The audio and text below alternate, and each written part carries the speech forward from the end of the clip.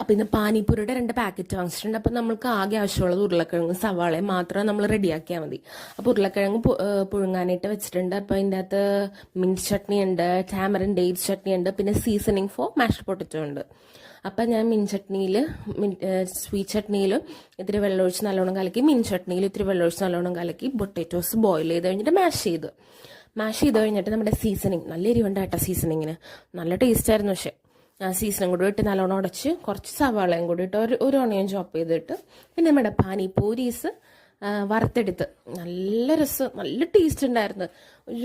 നമുക്കൊന്നും ഉണ്ടാക്കാനായിട്ട് ബുദ്ധിമുട്ടായതുകൊണ്ട് നമുക്കിത് പാക്കറ്റിൽ വാങ്ങിച്ച് നമുക്കിങ്ങനെ കഴിക്കാം. അങ്ങനെ പാനിപൂരീസ് ഉണ്ടാക്കി കുറേ ഉണ്ടാക്കിട്ടാ. കുറേ കിട്ടിയായിരുന്നു 2 പാക്കറ്റിൽ. ഒരു പാക്കറ്റിന് 49 രൂപയുള്ളൂ. അപ്പോൾ അടിപൊളി ടേസ്റ്റാണ്. എല്ലാവരും ഒന്ന് ട്രൈ ചെയ്ത് നോക്കണം. ചാനൽ സബ്സ്ക്രൈബ് ചെയ്യണം. അമ്മ ദേ ഇപ്പോൾ എല്ലാം കൂടെ കൂട്ടി കഴിക്കുന്നുണ്ട്. അപ്പോൾ ഓക്കെ.